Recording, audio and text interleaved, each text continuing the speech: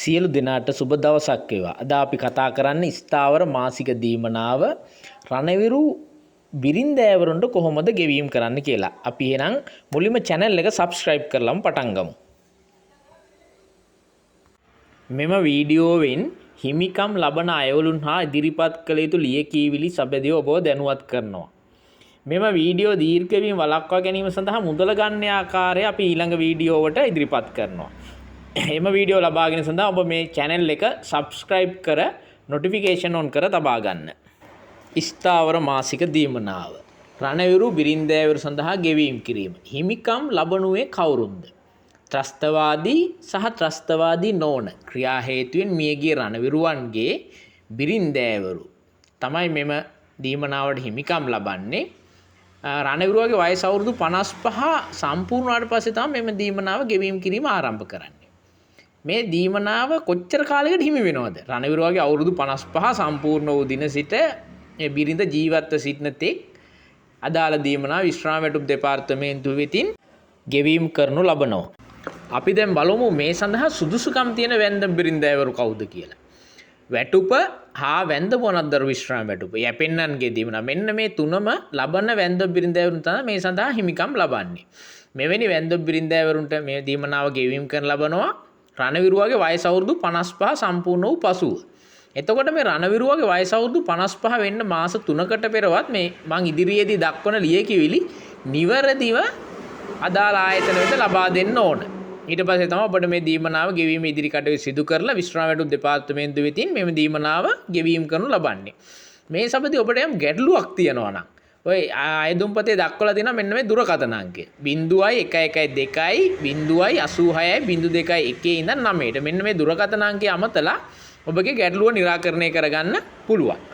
එහෙනම් මම දැන් ඔබට දැනුවත් කරන්නම් ඉදිරිපත් කළ යුතු ආයදුම්පත් මොනවද කියලා. පළමුව වැන්දපු පත්‍රිකාව. දැන් මේ ඔබට පේන්නේ වැන්දපු පත්‍රිකාව. මෙම පත්‍රිකාව ඔබ විසින් නිවැරදිව සම්පූර්ණ කරන්න ඕන.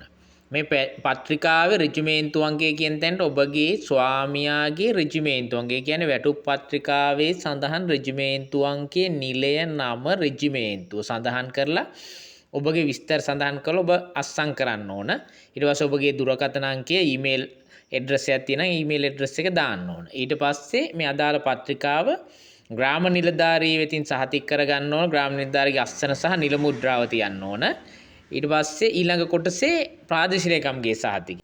මෙම කොටසේ ප්‍රාදේශීය ලේකම් විසින් අස්සන් තබලා ඔහුගේ නිල මුද්‍රාව තබන්න ඕන. ඒ නිසා අස්සන් කළා නිල මුද්‍රාව තබුවට පස්සේ තමයි මේ පත්‍රිකාව නිවැරදි සහතික කරන ලද පත්‍රිකාව බවට පත්වන්නේ. එතකොට මේ ස්ථාවර දින ගැනීම සඳහා මේ පත්‍රිකාව තමයි ඔබ ඉදිරිපත් කළ යුතු වන්නේ. ඊළඟට බැංකු විස්තර පත්‍රිකාව. මේ පත්‍රිකාව ඔබට අදාළ කොටස. එනම් ඔබගේ නම, ජාතික හැඳුනුම්පත් අංකය හා අස්සන යොදන කොටසේ ඒ අදාළ විස්තර යොදලා ඊට පස්සේ යට තියෙනවා ග්‍රාම නිලධාරී වසම, ප්‍රාදේශීය වසම, ඡන්ද කොට්ටාසේ, ඔබගේ වැන්ද පොනත්දරු අංක මේ ටික පුරවන්න.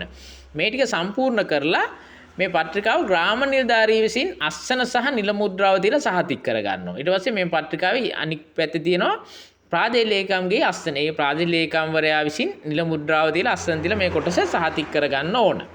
ඊට පස්සේ තියෙනවා ඒක පුද්ගල ගිණුම ආරම්භ කරන ලද බැංකුවේ කළමනාකරුගේ ප්‍රකාශය කියලා. මෙන්න මේ කොටස ඔබට අදාළ ඔබගේ වැන්ද පුවනත්දරු විශ්‍රාම වැටුප හෝ යැපෙන්නන්ගේ දීමනාව බැරවන බැංකු ගිණුමට අදාළ විස්තර බැංකුවට දීලා බැංකුවෙන් වෙතින් ඒ කොටස සම්පූර්ණ කරගන්නවා. සම්පූර්ණ කරලා බැංකුවේ නිල මුද්‍රාව දීලා බැංකුවේ සහතික කරන නිලධාරීලා සහතික කරගන්න ඕන. එතකොට මේ තමයි මේ පත්‍රිකාව නිවැරදි පත්‍රිකාවක් ලෙස ඔබට ඉදිරිපත් කළ හැකි වන්නේ.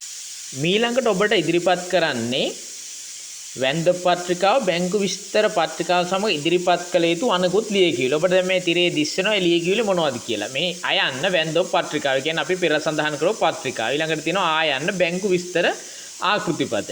ඒකත් අපි පෙර සඳහන් කරා.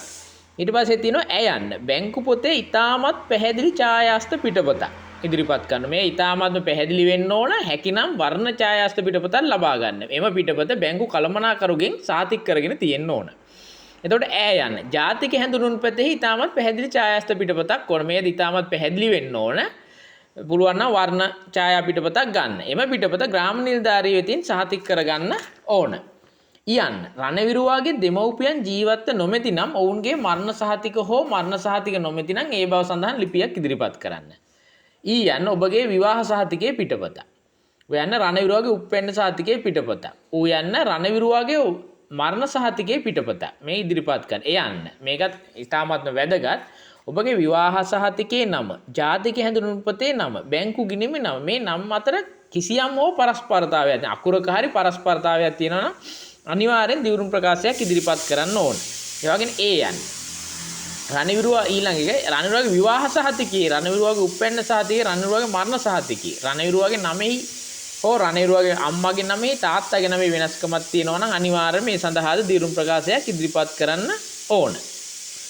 මෙන්න මේ ලියකියවිලි ටික අර ආකෘති පද දෙකයි මේ ලියකියවිලි ටිකයි මේ ලියකියවිලි කට්ටලේ සකස් කරගෙන යුද හමුදා වැටුප්පාලේකන අධ්‍යක්ෂ මණ්ඩල වෙත බාර දිය යුතුයි. ඉන්පසු ඒ අදාළ කටයුතු ආයතනයෙන් සිදු කරලා මේක විශ්‍රාම වැටුප් දෙපාර්තමේන්තුවට ඉදිරිපත් කරනවා. විශ්‍රාම වැටුප් දෙපාර්තමේන්තුව මගින් තමයි මේ මුදල ඔබට හිමි ගන්නවන්නේ.